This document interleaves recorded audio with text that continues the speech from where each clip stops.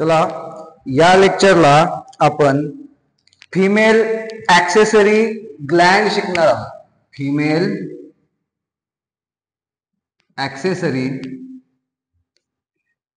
Glands. Male मध्ये accessory glands 3 होत्या. त्यामध्ये आपण शिकलो seminal vesicle, prostate glands and bulbourethral gland और Cowper's gland. But in case of female, there are 2 accessory glands. First is the Bartholin's gland.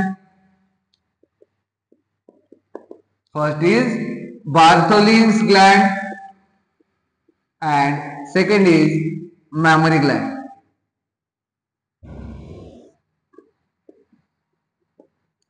Female मध्ये Bartholin's gland and mammary glands या 2 accessory glands आहेत female मध्ये.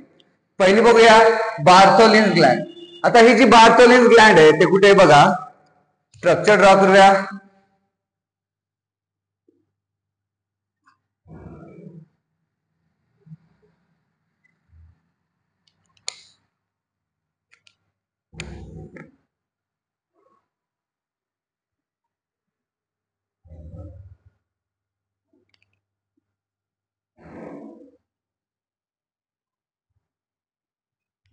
The uterus, lower narrow end of uterus is cervix and cervix open into vagina. Vagina. आता ही जी वजायनाची opening आहे हिला म्हणायचं vaginal orifice.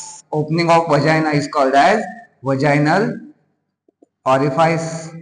आता या वजायनल ऑरिफाइस मध्ये एक फ्लुइड असेल, त्या फ्लुइडला आपण म्हणतो वजायनल फ्लुइड. Vaginal fluid. आता हे जे वजायनल फ्लुइड आहे हे कसं आहे, ऍसिडिक आहे. वजायनल फ्लुइड कसं आहे, ऍसिडिक आहे. याची ऍसिडिक रेंज किती आहे बघा, पीएच किती असेल, 4 to 5 पीएच असेल या फ्लुइडचा. Vaginal fluid is acidic which contain 4 to 5 pH. आता हे ऍसिडिक पीएच कशामुळे झाला वजायनल फ्लुइडचा, या वजायनल फ्लुइड मध्ये एक बॅक्टेरिया आहे याला आपण म्हणतो लॅक्टोबॅसिलस. Lactobacillus acidophilus.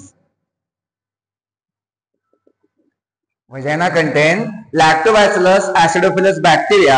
आता हा बॅक्टेरिया काय करणार आहे, this bacteria perform lactic acid fermentation in vagina. कोणतं फर्मेंटेशन करणार आहे, लॅक्टिक ऍसिड फर्मेंटेशन. आणि काय करणार आहे, जे ग्लायकोजन आहे बघा, ही रिएक्शन वजायना मध्ये होईल.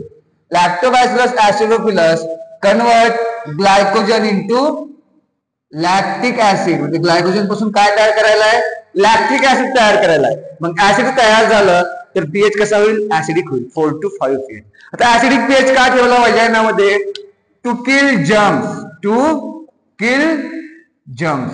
जर्म्सला किल करण्यासाठी वजायनाचा पीएच कसा आहे, ऍसिडिक ठेवलाय.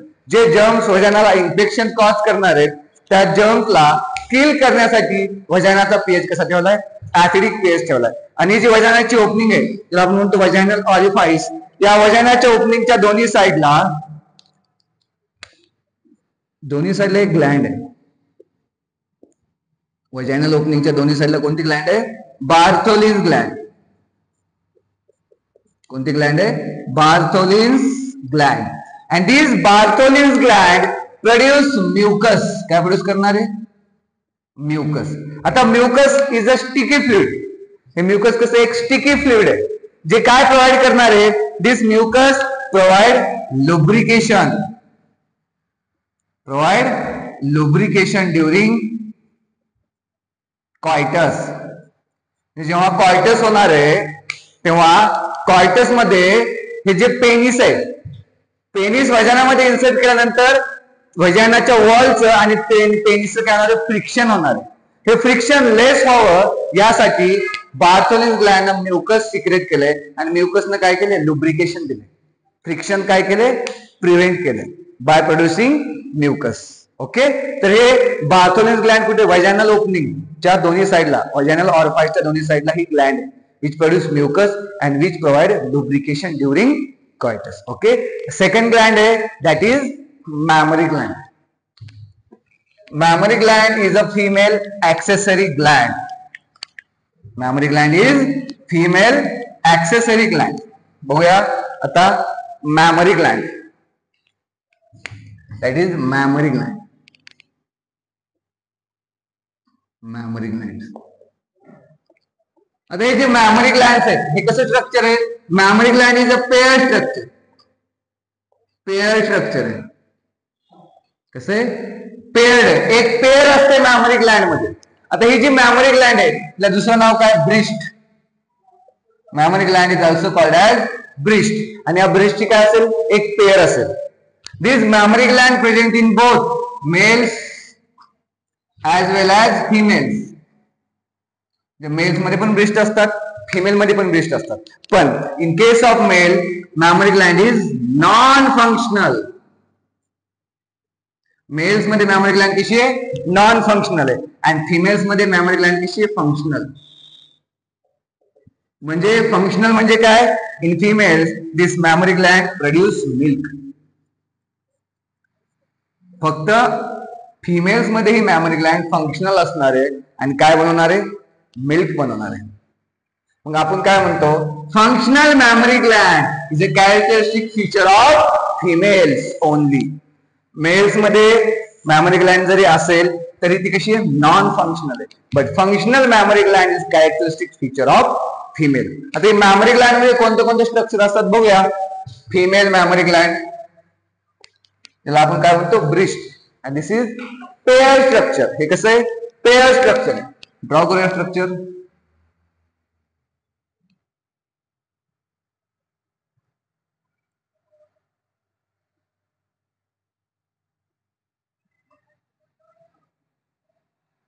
हे काय आहेत? हे रिब्स आहेत. रिब्स, रिबच्या आत जी स्पेस असते या स्पेस मध्ये कोणते मसल्स असतात? Intercostal muscles. हे कोणते मसल्स असतात? Intercostal muscle. Intercostal muscles. आणि या intercostal muscles present between ribs. आणि रिबच्या बाहेर अजून एका मसलची लेअर असते. त्या मसलला म्हणतो pectoralis. Pectoralis major muscle. Pectoralis major muscle. आणि त्यानंतर मॅमरी ग्लँड असेल.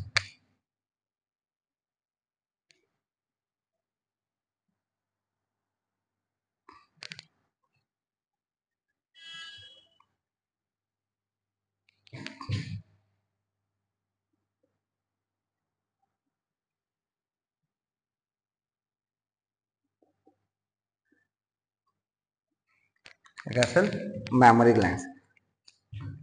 या मॅमरी ग्लँडचं जे एंड आहे, जे पिंक कलरचं एंड असेल याला आपण म्हणतो निप्पल. आणि निप्पलच्या साईडला एक डार्क कलरची पिगमेंटेड स्किन असते, त्याला म्हणतो आपण ॲरेओला. ॲरेओला. आणि या निप्पल मधूनच बेबी काय करणार आहे? मिल्क सक आउट करणार आहे. अजून या मॅमरी ग्लँड मध्ये काय काय बघा. Memory Gland content fats. काय मॅमरी ग्लँड मध्ये? फॅट्स पण आहेत.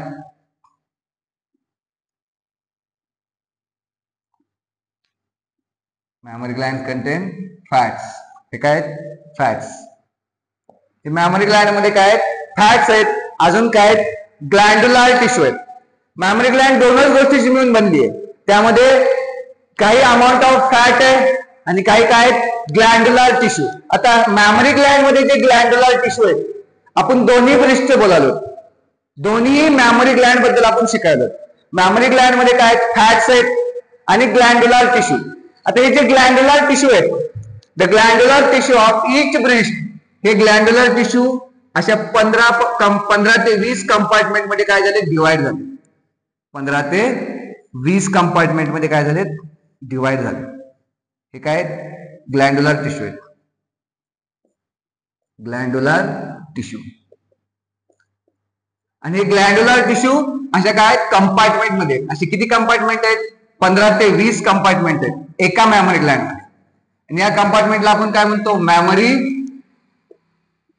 मॅमरी लोब म्हणतो. This compartment is called as mammary lobe. असे किती कंपार्टमेंट असतात? There are 15 to 20 mammary lobe present in each breast. प्रत्येक ब्रिस्ट मध्ये हे जे ग्लँड्युलर टिश्यू आहेत हे 15 ते 20 कंपार्टमेंट मध्ये डिवाइड झाले, ज्याला आपण काय म्हणतो मेमरी लोब. आणि या मेमरी लोब मध्ये काय ठेवले? या मेमरी लोब मध्ये असे सॅक लाईक स्ट्रक्चर ठेवले. This mammary lobes contain sac like structure. आणि या सॅक लाईक स्ट्रक्चरला आपण काय म्हणतो? Alveoli. The sac like structure present within the mammary lobe. प्रत्येक लोब मध्ये सॅक लाईक स्ट्रक्चर असतात. या सॅक लाईक स्ट्रक्चरला आपण काय म्हणतो? Alveoli. The sac like structure present between mammary lobe is called as alveoli. आता हे अल्व्हिओलाई कोणी बनवलं? एंडोक्राइन सिस्टम मधलं लेक्चर आठवा. Formation of alveoli is a function of progesterone hormone. कोणत्या हार्मोनचं फंक्शन आहे? प्रोजेस्टेरॉन. आता हे अल्व्हिओलाई कसं असते बघा. हे सॅक लाईक स्ट्रक्चर आहे आणि या अल्व्हिओलाई मध्ये सेल्स असतात, ज्याला आपण म्हणतो अल्व्हिओलार सेल्स. कोणत्या सेल्स? अल्व्हिओलार सेल्स. आणि अल्व्हिओलाई हे सॅक लाईक स्ट्रक्चर कोणी बनवलंय? अल्व्हिओलाई प्रोजेस्टेरॉन हार्मोन न बनवलंय.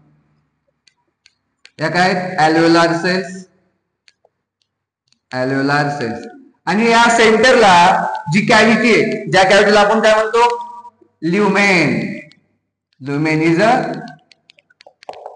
Cavity of alveoli is called as lumen. Alveoli बनवणे कोणी? Progesterone hormone help in formation of alveoli. आता प्रोलॅक्टिन हार्मोन येणार. कोणता हार्मोन? Prolactin hormone. आणि या अल्व्हिओलार सेल्सवर ऍक्ट करणार कोणता हार्मोन? प्रोलॅक्टिन. बघा, अल्व्हिओलाई बनवले कोणी? प्रोजेस्टेरॉन हार्मोन ना. त्यानंतर प्रोलॅक्टिन हार्मोन आलं आणि या अल्व्हिओलार सेल्सवर ऍक्ट झालं. आणि in the presence of prolactin hormone this alveolar cells produce milk. काय प्रोड्यूस करतात? मिल्क प्रोड्यूस करतात. आणि मिल्क कुठे प्रोड्यूस केले? ल्युमेन मध्ये प्रोड्यूस केले. आणि इथेच काय केले? स्टोअर केले.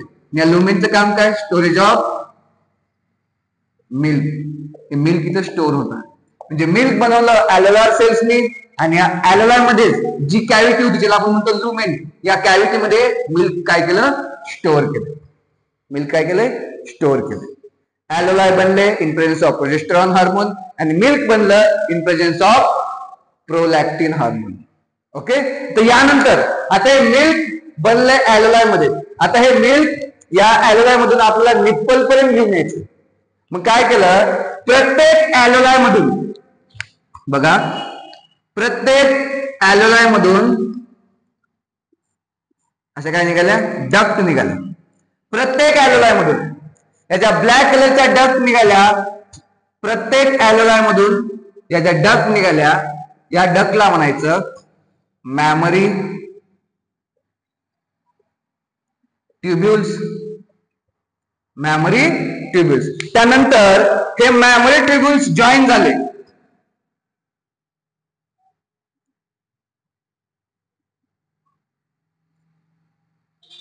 हे मेमरी ट्युब्युल्स काय झाले? जॉईन झाले. आणि जॉईनिंग झाल्यानंतर या मेमरी ट्युब्युल पासून एक नवीन डक्ट तयार झाली, जिला आपण म्हणतो मेमरी डक्ट. Mammary duct. त्यानंतर या सगळ्या मेमरी ग्लँड जॉईन झाल्या.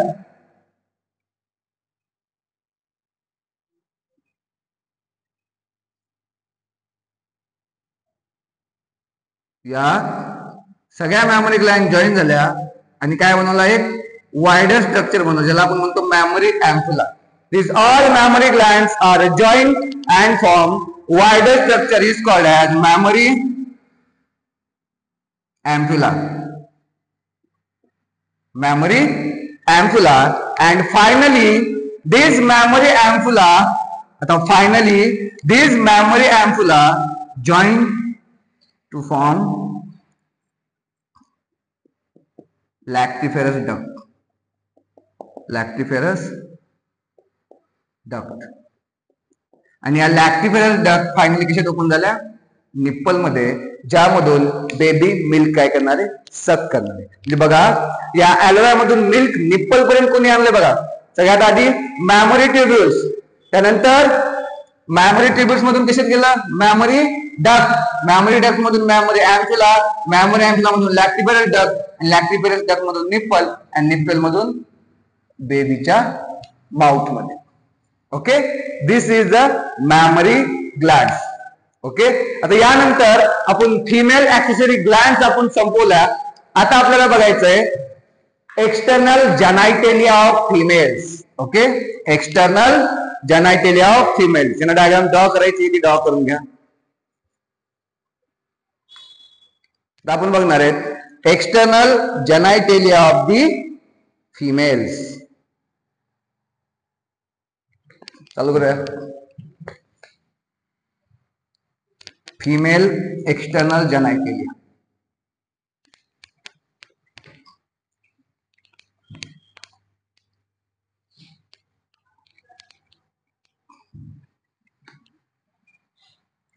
Female external genitalia. External genitalia. आता एक्सटर्नल जेनाइटेलिया जे स्ट्रक्चर आपल्या डोळ्याने दिसतात ते काय असतात? External genitalia. फिमेलच्या पेल्विक रिजन मध्ये सगळ्यात आधी काय लावले? असं फॅटी टिश्यूचे कुशन तयार केलं. काय तयार केलं? फॅटी टिश्यूचं कुशन. पेल्विक रिजनच्या समोरच्या साईडला, in front of pelvic region, काय तयार केलंय? फॅटी टिश्यूचं एक कुशन तयार केलंय in front of pelvic region of female. आणि या फॅटी टिश्यूच्या कुशनला बघा, this is a cushion of fat. सगळे फॅट्स लावले. सगळे काय लावले? फॅट लावले. This is fats. आणि या फॅट्स वर तुम्ही काय लावले? स्किन लावली. काय लावली? स्किन लावली. स्किन बघा, आधी एक फॅटचं कुशन बनवलं, त्यावर तुम्ही स्किन लावली, आणि त्या स्किनवर तुम्ही काय लावले? हेअर्स लावले, ज्यांना आपण काय म्हणतो? Pubic hair. Pubic hairs. आणि जे स्ट्रक्चर तयार केलंय मग help of cushion of fat, skin and pubic hair, या स्ट्रक्चरला आपण म्हणतो मॉन्स प्युबिक. काय म्हणतो? Mons pubic. The cushion of fatty tissue which covered by skin and pubic hairs is called as mons pubic. आता बाकीचे जे एक्सटर्नल जेनाइटेलिया आहेत फिमेल मध्ये, लेबिया मेजरा, लेबिया मायनोरा, क्लायटोरिस, हायमेन, हे सगळे या मॉन्स प्युबिक वर असतील. सगळे कशावर असतील? मॉन्स प्युबिक वर. बघा, या कुशनला काय म्हणलं आपण? ज्या कुशनवर तुम्ही स्किन लावली, ज्या कुशनवर तुम्ही हेअर लावले, त्याला आपण म्हणतो मॉन्स प्युबिक. हे मॉन्स प्युबिक, ज्याच्या खाली सगळे काय असतील? फॅट्स असतील. आणि यावर हेअर्स, ज्याला आपण म्हणतो pubic hairs. Pubic hairs, mons pubic. Okay, आता बघा, या मॉन्स प्युबिक पासून दोन स्किनचे fleshy folds, the two fleshy skin folds which extend from mons pubic, which extend downward from mons pubic. हे स्किनचे जे दोन फ्लेशी फोल्ड मॉन्स प्युबिक पासून डाउनवर्ड एक्सटेंड झाले. The two fleshy skin folds which extend downward from mons pubic, या दोन fleshy skin फोल्ड्सला आपण म्हणतो लेबिया मेजोरा. Labia majora.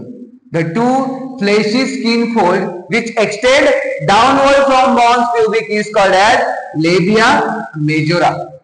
त्यानंतर या लेबिया मेजोराच्या आत अजून दोन स्किनचे स्मॉल फ्लेशी फोल्ड, दोन small folds of skin present inside the labia majora, यांना आपण म्हणतो लेबिया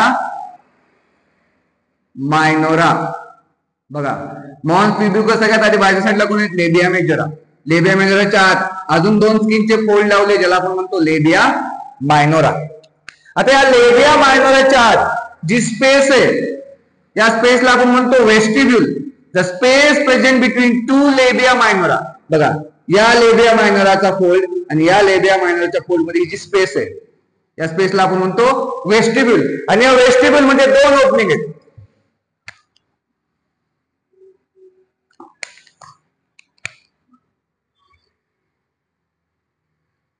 जी अप्पर ओपनिंग आहे इन वेस्टिब्यूल, त्या अप्पर ओपनिंगला आपण म्हणतो युरेथ्रल ओपनिंग. युरेथ्रल ओपनिंग आहे ती. आणि लोअर ओपनिंग आहे व्हजायनल ओपनिंग.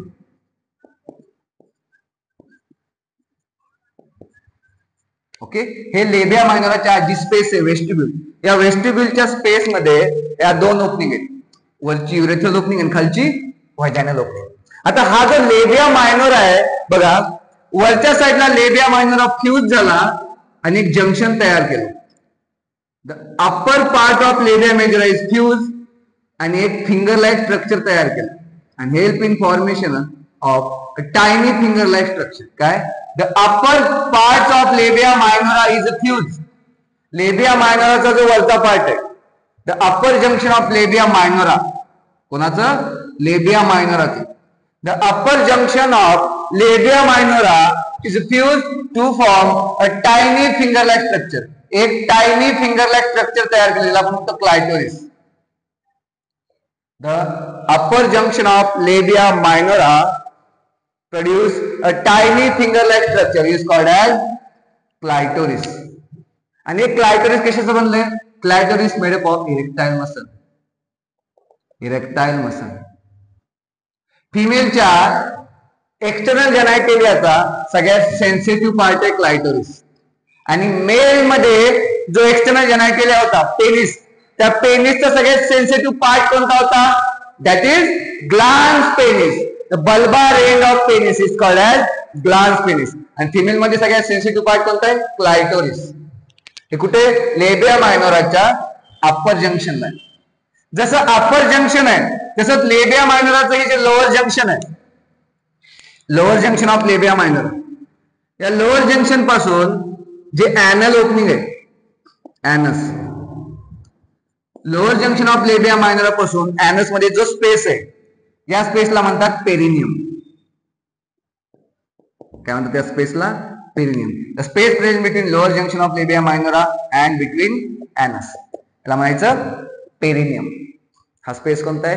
पेरिनियम. आता ही जी व्हजायनल ओपनिंग आहे, या व्हजायनल ओपनिंगला जर आपण डिटेल मध्ये बघितलं,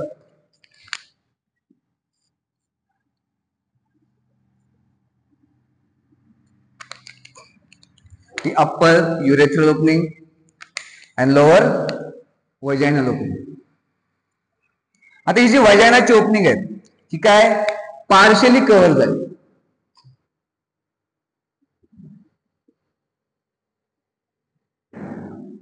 दिस opening of vagina is partially covered by a membrane. ही काय? वजायनल ओपनिंग आहे. Vaginal opening.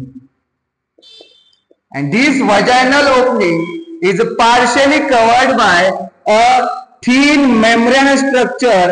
आणि जे ब्लू कलरचं स्ट्रक्चर आहे ज्यानं वजायनाची ओपनिंग पार्शियली कव्हर केली आहे, या स्ट्रक्चरला आपण म्हणतो hymen. The opening of vagina is partially covered by a membrane is called as hymen. Totally opening cover केली आहे का? नाही. ही ओपनिंग कशी कव्हर केली आहे? पार्शियली कव्हर केली आहे. या स्ट्रक्चरला आपण काय म्हणतो? हायमेन. आणि जुन्या काळामध्ये ओल्ड जे पर्सन होते, ओल्ड एज जे होतं, या जुन्या काळामध्ये हे जे हायमेन आहे हे सिम्बॉल ऑफ व्हर्जिनिटी होतं. व्हर्जिनिटीचा काय होतं? सिम्बॉल होतं. का सिम्बॉल ऑफ व्हर्जिनिटी होतं हायमेन? असं म्हणतात, hymen are generally break during first sexual intercourse. हे जे हायमेन आहे ते ब्रेक कधी होणार आहे? फर्स्ट सेक्सुअल इंटरकोर्स मध्ये हा हायमेन ब्रेक होणार आहे. दॅट्स वाय याला काय म्हणत होते आधी? Symbol of virginity. पण सायंटिस्टने रिसर्च केल्यानंतर असं समजलं, this hymen generally break during first sexual intercourse, but also they break during horse riding. जर एखादी फिमेल हॉर्स रायडिंग करत असेल त्यामुळे पण ते हायमेन ब्रेक होऊ शकतो. किंवा एखादा जोल्ट बसला, जोल्ट मीन्स मार बसला, आघात बसला वजायनावर, त्यामुळे पण हे हायमेन काय होऊ शकते? ब्रेक होऊ शकते. किंवा सायकलिंग केल्यानंतर ब्रेक होऊ शकते. किंवा हेवी एक्सरसाइज, जर तुम्ही हेवी एक्सरसाइज करत असताल तरी पण हायमेन ब्रेक होऊ शकते. मग नंतर नंतर हायमेनला व्हर्जिनिटीचा सिम्बॉल म्हणणं काय केलं, बंद केलं. का?